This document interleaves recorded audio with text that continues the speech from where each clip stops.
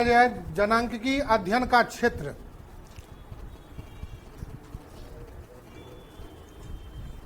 पहला पॉइंट, जनसंख्या का आकार। ये 5 गो पॉइंट बहुत महत्वपूर्ण है जो आगे हर जगह काम आएगा। पहला है जनसंख्या का आकार,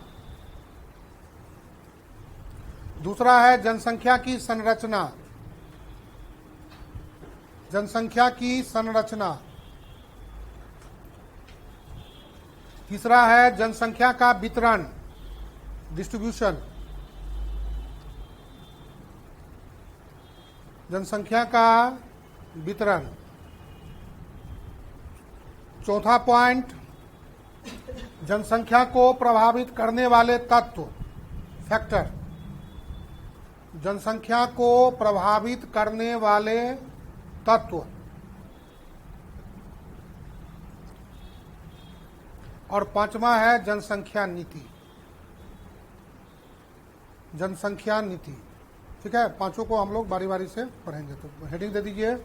पहला, जनसंख्या का आकार, साइज ऑफ पॉपुलेशन। ये टॉपिक बहुत आसान है, खाली समझने वाला चीज है। तो समझ गए ना? हाँ, इसलिए थोड़ा सा लिख लिख कर देते जा रहे हैं उसको, 2-3 बार पढ़ करके धराधर उसको कीजिए। एक क्वेश्चन इससे पकड़ाएगा ही। लिखिए, किसी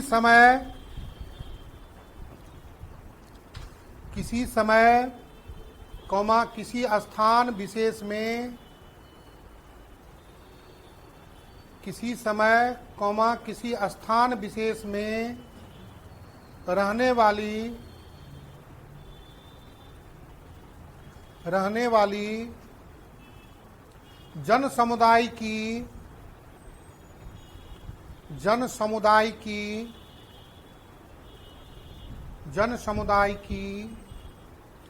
संपूर्ण संख्या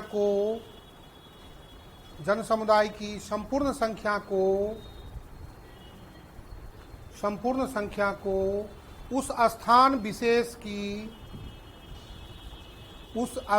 विशेष की जनसंख्या आकार कहा जाता है।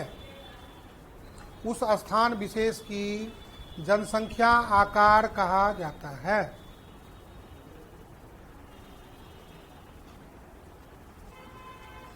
और अगर बदल के, किसी क्षेत्र की जनसंख्या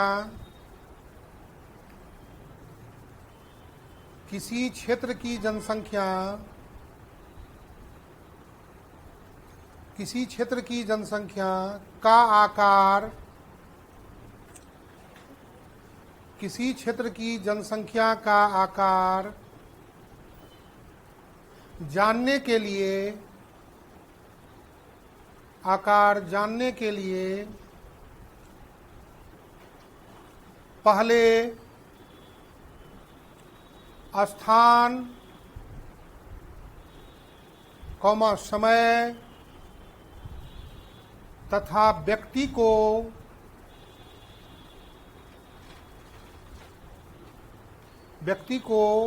स्पष्ट रूप से परिभाषित किया जाता है।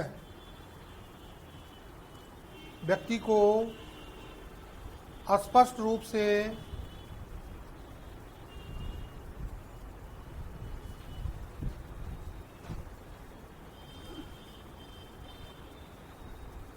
परिभाषित किया जाता है। उसके बाद जनगणना,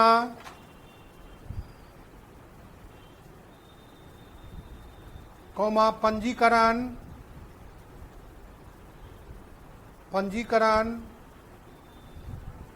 अथवा निदर्शन यानी सैंपल,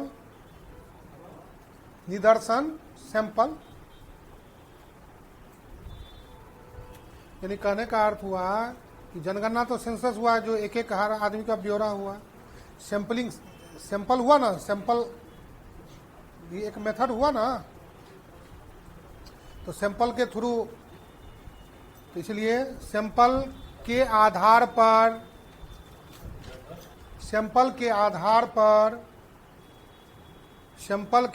पर पूरी जनसंख्या का आकलन किया जाता है।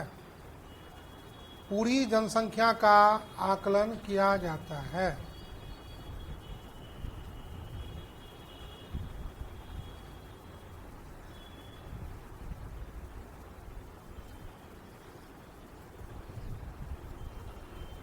पढ़ा बदल के परंतु ध्यान रखना होता है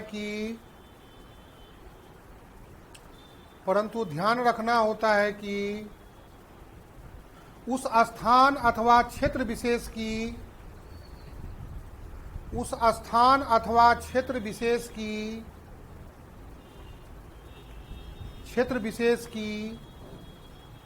जनसंख्या में किसी तरह का कोई परिवर्तन हो रहे हैं अथवा नहीं। स्थान विशेष, क्षेत्र विशेष की जनसंख्या में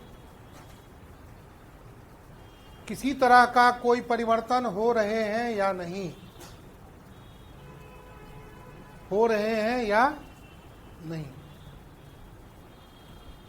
कौमा उस स्थान विशेष की जनसंख्या बढ़ रही है,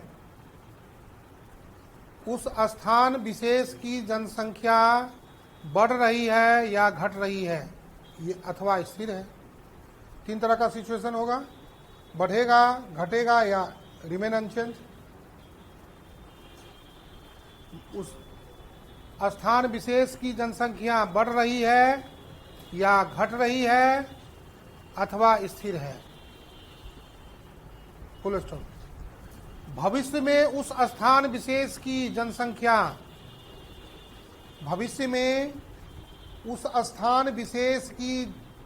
जनसंख्या, किस तरह का परिवर्तन संभव है?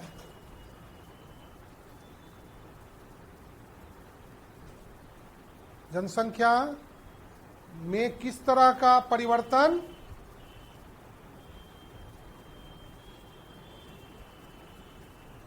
संभव है, इस पर ध्यान देना होता है। फिर पढ़ा बदल के जनसंख्या परिवर्तन की मात्रा, जनसंख्या परिवर्तन की मात्रा व दर, रेट,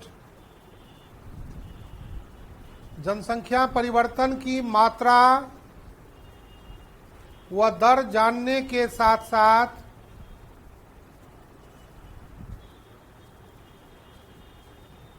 इस तथ्य का विश्लेषण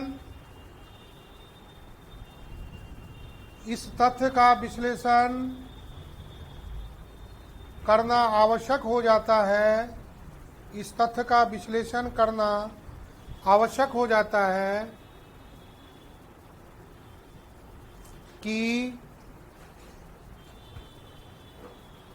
जनसंख्या परिवर्तन के लिए कौन कौन कारक उत्तरदायी है। जनसंख्या परिवर्तन के लिए कौन कौन कारक उत्तरदायी है, जनसंख्या परिवर्तन के लिए कौन कौन कारक उत्तरदायी है।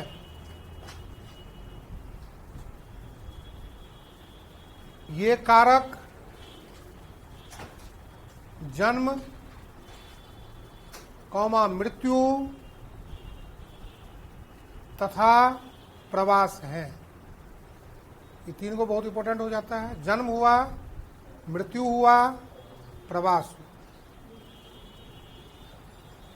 जिन्हें जनांकीय प्रक्रिया के रूप में अध्ययन किया जाता है, जिन्हें जनांकीय प्रक्रिया के रूप में अध्ययन किया जाता है।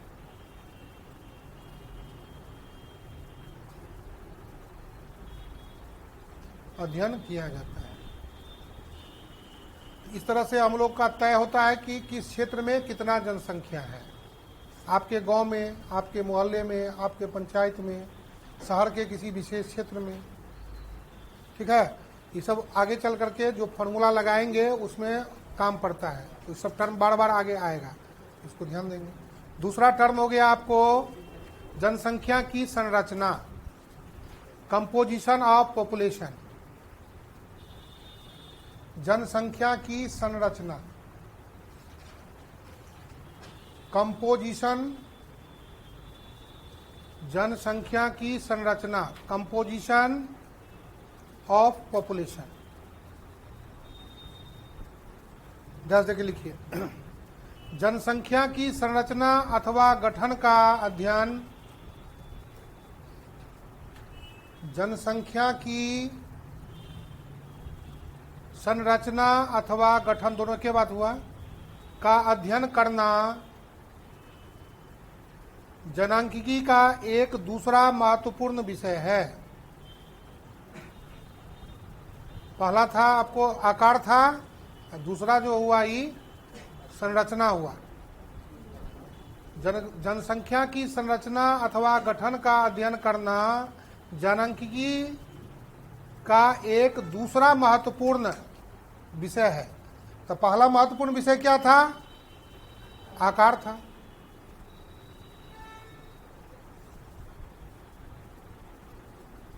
जनसंख्या का आकार हमें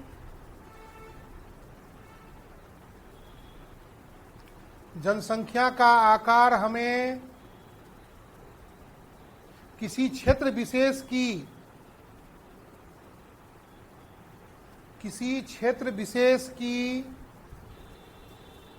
जनसंख्या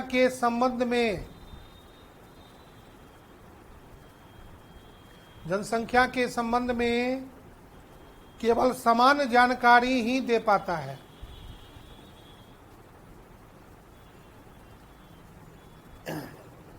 इतना साइज है यही बताएगा, इतना संख्या है। परंतु जनसंख्या की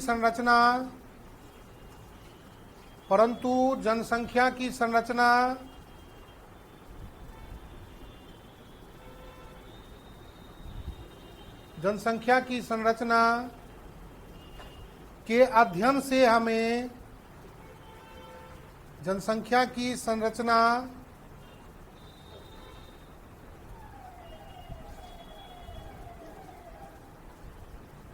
के अध्ययन से हमें किसी क्षेत्र विशेष की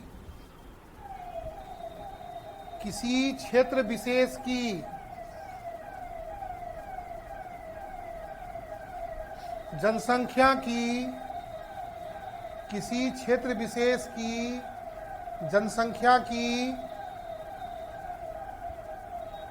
सभी जनांकिकीय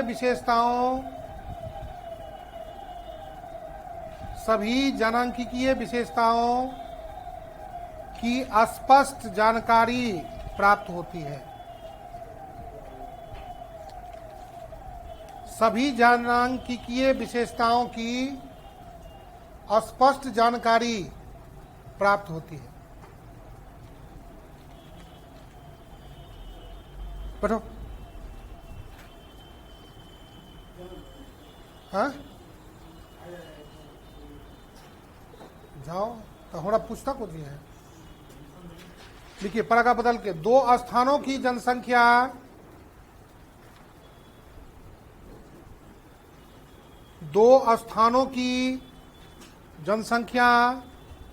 का आकार समान होने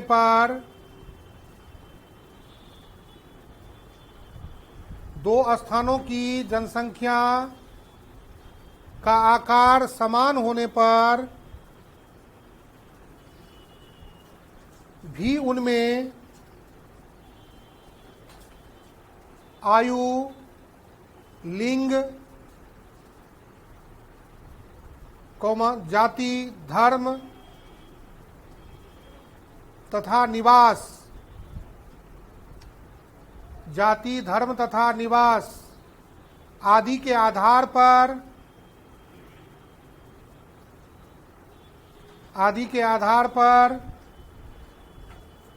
भिन्नता हो सकती है।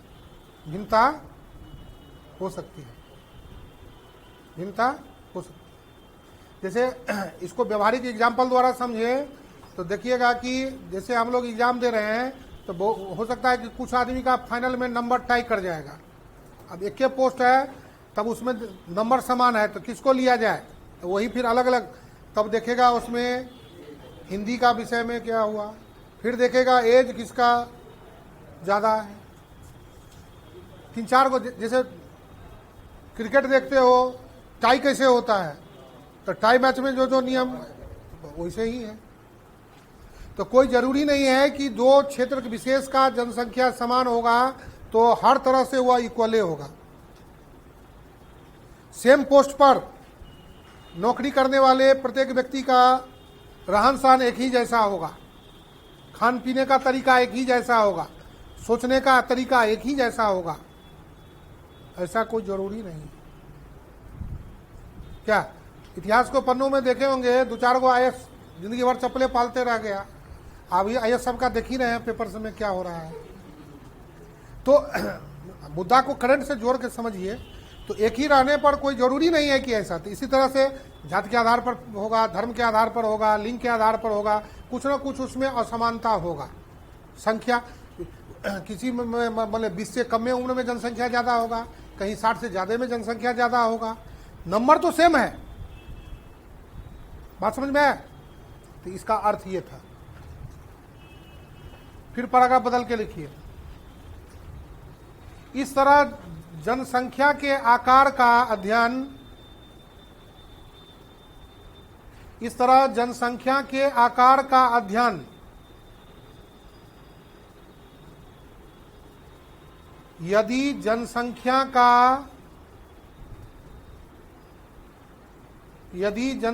का समष्टिगत का अर्थ हुआ या मैक्रो, इकोनॉमिक्स का भी टर्म है समष्टिगत, मैक्रो चित्र प्रस्तुत करता है। समष्टिगत अंग्रेजी हो गया मैक्रो, चित्र प्रस्तुत करता है। ठीक है। तो जनसंख्या की संरचना,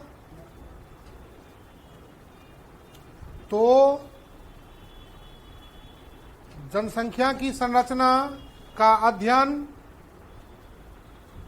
उसका व्यक्तिगत मैक्रो MACRO था उसका, इसका MICRO। एक होता है MACRO, एक होता है माइक्रो। इसका हो गया समष्टिगत, इसका हो गया व्यक्तिगत। इसका हो गया व्यक्तिगत, चित्र प्रस्तुत करता है।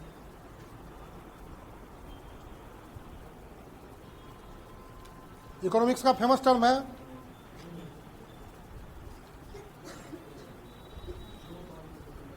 अब पैराग्राफ बदल के, प्रोफेसर हाले के अनुसार, हाले नाम है, जनसंख्या की संरचना के अध्ययन से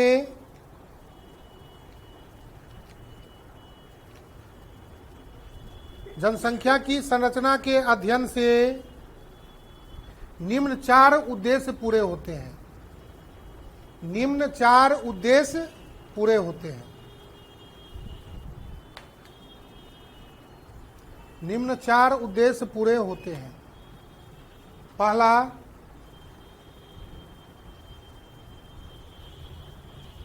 विभिन्न जनसंख्या समूहों में विभिन्न जनसंख्या समूहों में परस्पर तुलना संभव हो पाती है।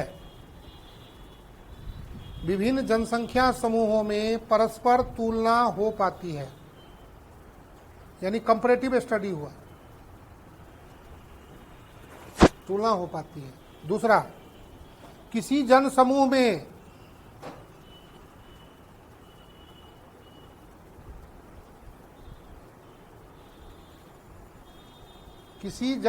में श्रम शक्ति का अनुमान लगाया जाता है।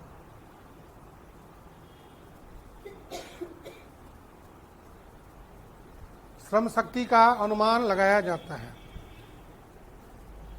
देखिए यहाँ पर एक प्रकार, जैसे जिस एज में कम उम्र का जनसंख्या ज़्यादा होगा तो उसमें भरण पोषण के लिए ज़्यादा खर्चा होगा, जिस देश में अधिक उम्र के व्यक्ति ज़्यादा होगा तो उसके लिए इलाज फलना खाने पीने के लिए व्यवस्था ज़्यादा करना पड़ेगा। और जो 15 से लेकर के 59 के बीच में ज़्यादा आबादी होगा तो सब अपने कमाएगा, अपने खाएगा, फिटम रहेगा। ये 3 तरह का सिचुएशन उत्पन्न होता है। बिलो 15 या 3 को टर्म का बराबर आगे काम आएगा। कोई भी बात बोल रहे हैं उसको अच्छा से दिमाग में लोड रखिएगा। एक पार्ट बांटेंगे 0 से 15 तो बचवे हो गया, तो उसके रख रखाव पर ज़्यादा खर्च होगा ना। मैगी चौमा पगला बिरगर बिस्कुट फलना चिलना दिस दैट ज़्यादा खिलाना पड़ेगा। शिक्षा पर खर्च सब कुछ ज़्यादा। और तो इसीलिए मेन जो कार्यशील जनसंख्या जो होता है वह मेन जो इम्पोर्टेंट जनसंख्या होता है वह 15 से लेकर के और 59 का होता है। इसी पर हम लोग को ज़्यादा फोकस करना पड़ेगा। विभिन्न फार्मूला में इसका इस्तेमाल होगा 15 से 59 का। और फिर इससे अधिक का होगा तो उसके लिए भी रख रखाव के लिए भी, स्वास्थ्य के लिए, खाने पीने के लिए, उनके देखभाल के लिए तो ज़्यादा आपको व्यय करना पड़ेगा। इसी से तंग आकर के देख रहे हैं कि कमाने वाले लोग भी माता पिता को वृद्धाश्रम भेज देता है। ये बात भी समझिएगा, कुछ बोल रहे हैं तो इसीलिए अरे अपना कष्ट हुआ तो तनी जिसने यहाँ तक पहुँचाया तो उसका भी तो देखभाल करना हम लोग की जिम्मेदारी है। क्या खाली मुड़ी हिलाने से नहीं होगा? है गरीब लोग फिर भी कैसे तैसे अपने माता पिता का भरण पोषण कर रहा है। जो लोग ज़्यादा समझदार हो रहा है उल्टा, तो वो लोग तो वो लोग भी उसमें खासकर लड़कियों का बड़ा हाथ है। हम जो बोलते हैं आप अच्छा लगे बुरा लगे उसके लिए सब परिवार में है। ऐसा नहीं है कि किसी एक गुणों आप लोग बच्चा क्लास नहीं है, गलत बोल रहे हैं तो छोड़ दीजिएगा, सही बोल रहे हैं तो अपनाइएगा। इसमें इसलिए जैसे आपके माता पिता वैसे दूसरों के माता पिता। तो थोड़ा सा जिंदगी क्या है, जीने की कला है। जिंदगी कॉम्प्रोमाइज का नाम है। 2 कदम तुम भी चलो सनम, 2 कदम हम भी चलते हैं। ये फार्मूला पर जो चलेगा जिंदगी खुशमय रहेगा, और इस पर नहीं चलेगा तो पैसे से ही सब कुछ नहीं होता है। इतना ध्यान रखेंगे, ठीक है। आगे बढ़े। दूसरा पॉइंट हो गया। तीसरा, संरचना संबंधी जानकारी से ही, संरचना संबंधी जानकारी से ही, संरचना संबंधी जानकारी से ही जनांकिकी प्रक्रिया समझी जा सकती है। यानी आकार के बाद संरचना बहुत इंपॉर्टेंट फैक्टर हो जाता है। जनांकिकी प्रक्रिया समझी जा सकती है। यानी जनांकिकी प्रक्रिया को पूरा समझने के लिए हम लोगों को जनसंख्या का संरचना को जानना बहुत जरूरी है। उदाहरण के लिए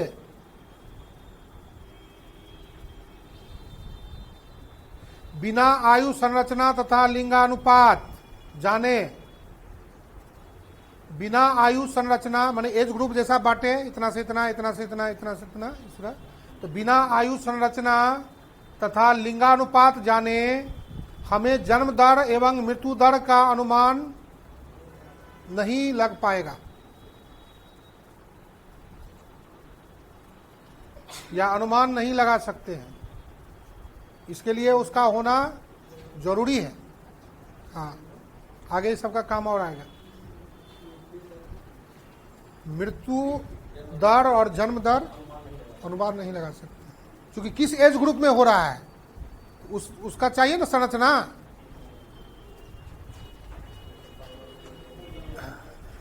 अब ये जो पेपर लीक हुआ तो नहीं देख रहे हैं कौन कौन जिला में अब हो रहा है, नहीं जा रहा, पेपर में लिख रहा है तो नहीं देख रहा, सब करंट के मुद्दा ना हुआ।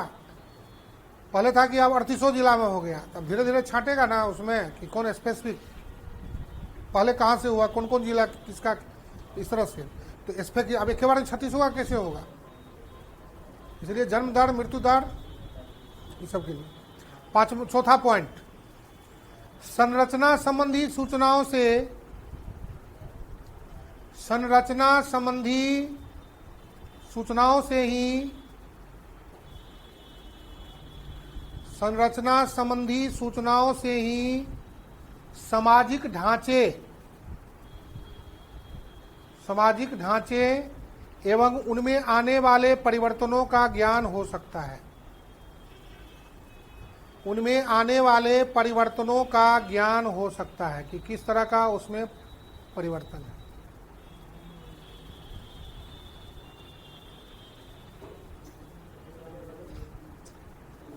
आने वाले परिवर्तनों का ज्ञान हो सकता है। ठीक है, पीडीएफ के पेज नंबर 15 में देखिए, इंपॉर्टेंट तरह से उसका ढांचा दिया हुआ है। क्या अब ये जरूरी है? लिखिए, जाने वक्त में ले लीजिएगा। पेज नंबर 15 खोले, देखिए उसमें देखिए कि जनसंख्या का वर्गीकरण किया गया है। तो पहले आयु संरचना हो गया, एज कंपोजिशन हुआ ना। दूसरा हुआ लिंगानुसार संरचना यानी सेक्स कंपोजिशन। तीसरा हो गया कार्यशील जनसंख्या जो बोले 15 से 59। फिर हो गया वैवाहिक स्तर। फिर हो गया शैक्षणिक स्तर। शिक्षा भी बहुत इंपॉर्टेंट चीज इसमें निभाता है। तो शैक्षणिक स्तर हुआ, एजुकेशनल स्टैंडर्ड क्या है, उसके हिसाब से आदमी अपना फैसला खुद करेगा। तो उसको ना बाद में करना है। शुरू में तो इधर उधर बुझाता है कि सब, लेकिन जब एक समय के बाद कोई साथ नहीं देता है, अपने कमाना है, अपने खाना है, और समझ गए ना। तो इसीलिए अपना बुद्धि खोल के रखना पड़ता है। तब फिर हुआ धर्मानुसार वितरण, डिस्ट्रीब्यूशन ऑफ रिलीजन। इस तरह से हम लोग इस जनसंख्या का ये वर्गीकरण हो गया, 1 2 3 4 5 6। बात समझ गए?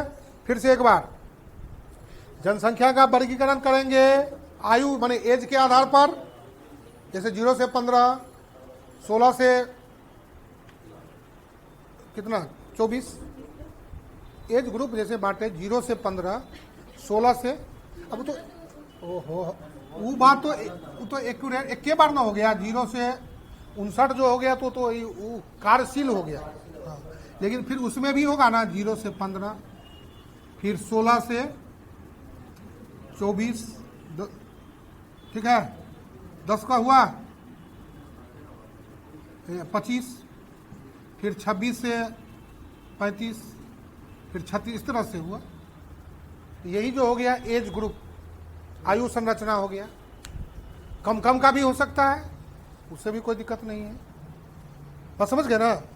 4 वर्ष पर बांटेगा, 3 में बांटेगा, जो एक प्रकार से जो स्टैटिक्स में पहला अध्याय में जो पढ़े हैं वर्गीकरण, तब बस हाँ, तो वर्गीकरण वही हुआ और क्या हुआ। तो इसके आधार पर हम लोग बांटेंगे। तो एज कंपोजिशन हो गया, लिंगानुसार सेक्स रेशियो, जैसे मेल हुआ कि फीमेल हुआ। फिर हो गया आपको वैवाहिक स्तर, अब कम उम्र में शादी हो जाएगा। तब बहुत सारे जनजाति जाति सब में पढ़े होंगे कि 15-20 साल में 2-3 जनरेशन का फॉर्म हो जाता है। तो जितना कम उम्र में ब्याह करेगा तो जल्दी जल्दी ना होगा। अब देख रहे हैं, जब मान लीजिए अब देख रहे हैं यहाँ पर 20 में किया तो 60 साल में 3 जनरेशन हो गया। अब मान लीजिए कोई आदमी 40 में किया तो देख रहे हैं 40 साल 80 में जाएगा। तो जब तक 3-3.5 जनरेशन पूरा देगा तब तक ये 2 में जाएगा, है क्या। तो इसीलिए ये वाला जो है सो इसीलिए ना रोटी पानी बिजली में उजला रहता है। ताबड़तोड़ सिचुएशन में गया तो फिर बाद में पछाड़ दिया ना, खाने के लिए सोचना पड़ेगा, इधर उधर तो बहुत सारा का समस्या आएगा, नहीं होगा। और जो थोड़ा वेट किया, अपने सेटल हो गया, स्ट्रांग हो गया, मानसिक रूप से मजबूत हो गया। बहुत सारी महिलाओं को देखते होंगे प्रसव के समय मृत्यु बहुत ज़्यादा होता है। तो कम उम्र में शादी करना भी एक बहुत खतरनाक स्थिति है। ये सब सारा मुद्दा है, बात समझ गए। इसीलिए ये सबको भी ध्यान देना, अपनों दें और दूसरों को भी दें, अगल बगल में भी दें, ये सबकी जिम्मेदारी है। और हंसता है कि व्यवहारिक मुद्दा है, तो इसमें हंसने से काम थोड़ी चलेगा। जहां भी अगल बगल आपने 1-2 को भी सुधार दिया तो उसे ही 2 एगो ऐसे करके होता है।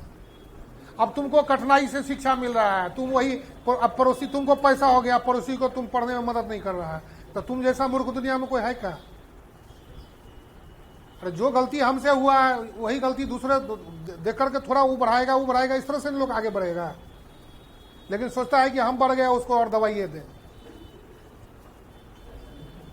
अरे ऐसा ही हो रहा है। तो अब सब यदि माने थोड़ा थोड़ा मदद करेगा तो सब आगे बढ़ेगा। लेकिन सोचता है कि हम अब बीत गया मेरा समय, अब दूसरों को भी ऐसे, तो यही। हाँ तो अमीर होते नहीं या अमीर सब वही ना बात। अभी जनसंख्या अभी एगो दूगो बाल बुजुर्ग पर है, आप 5 को रखिएगा तो कैसे होगा बोलिए। कम करिए ना अपने। अब 30-35 में शादी करिएगा, अपने टनाटन रहिएगा। हाँ चलिए अब अगला पॉइंट। तो हम लोगों को कार्यशील जनसंख्या का ज़्यादा कम पड़ेगा, एज ग्रुप का ज़्यादा कम पड़ेगा, लिंगानुपात का ज़्यादा कम पड़ेगा, ठीक है। और ये सब तो बाकी कौन रहेगा। अब देखिए विभिन्न विशेषताओं के आधार पर लिखिए, पड़ेगा बदल के, जगह छोड़ दीजिए और बॉक्स बना लीजिएगा। कॉपी में लिखना होगा तो जगह थोड़ा सा छोड़ दीजिए, उसको अपना बॉक्स को बना लीजिएगा। अब लिखिए विभिन्न विशेषताओं के आधार पर, विभिन्न विशेषताओं के आधार पर किए गए वर्गीकरण, विभिन्न विशेषताओं के आधार पर किए गए वर्गीकरण में, किए गए वर्गीकरण में पहला देख रहे हैं आयु इंपोर्टेंट हुआ एवं लिंगानुसार वर्गीकरण। आयु एज ग्रुप हुआ, आयु हुआ, और दूसरा हुआ लिंगानुसार वर्गीकरण, सेक्स रेशियो, सेक्सुअल डिवीजन। वर्गीकरण जननांकिकीय प्रक्रिया को प्रभावित करते हैं।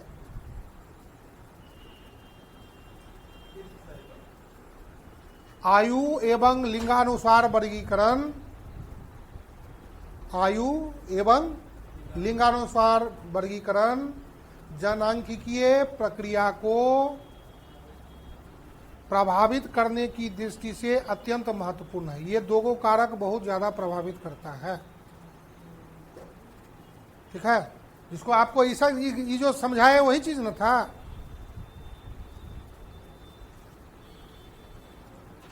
पड़गा बदल के वर्तमान समय में भारत जैसे विकासशील देशों की, वर्तमान समय में भारत जैसे विकासशील देशों की एक प्रमुख समस्या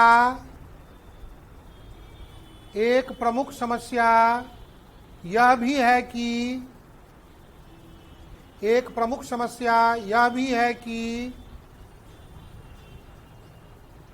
उनकी जनसंख्या में बच्चों की संख्या बहुत अधिक है। उनकी जनसंख्या में बच्चों की संख्या बहुत अधिक है,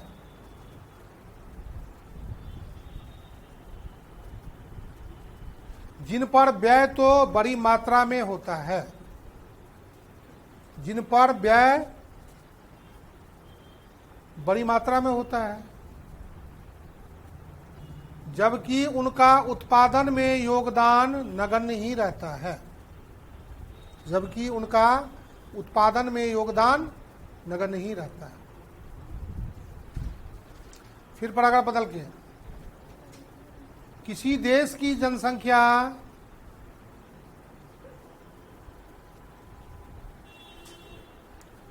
हेलो नहीं छे क्लास में छे करे 5 मिनट में। किसी देश की जनसंख्या की आयु संरचना, किसी देश की जनसंख्या की आयु संरचना से वहां की जन्म दर एवं मृत्यु दर, वहां की जन्म दर एवं मृत्यु दर, जन्म दर एवं मृत्यु दर भी निर्धारित होती है।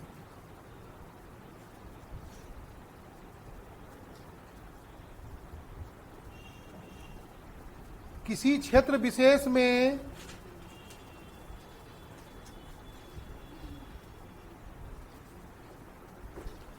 प्रजनन शक्ति,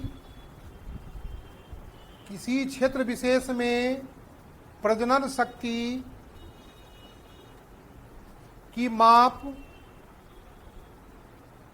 प्रजनन शक्ति की माप उस क्षेत्र विशेष में,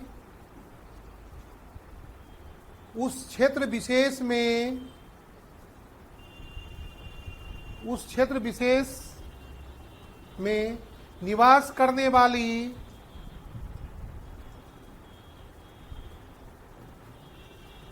पुनरुत्पादक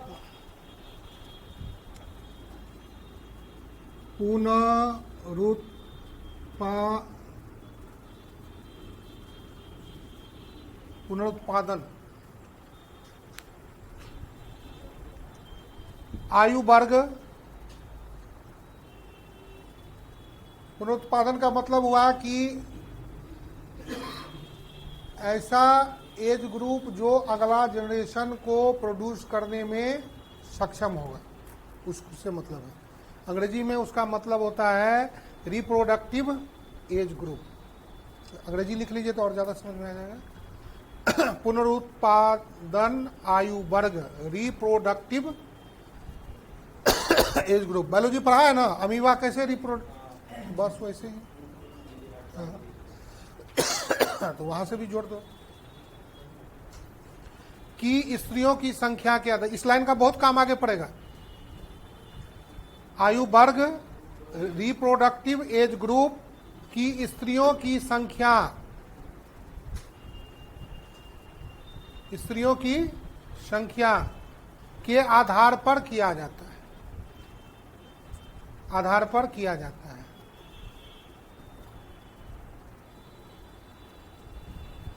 उसी प्रकार जहां वृद्ध व्यक्तियों की संख्या अधिक होगी, जहां वृद्ध व्यक्तियों की संख्या अधिक होगी, वहां निर्भरता अनुपात भी अधिक होगी, वहां निर्भरता अनुपात अधिक होगी।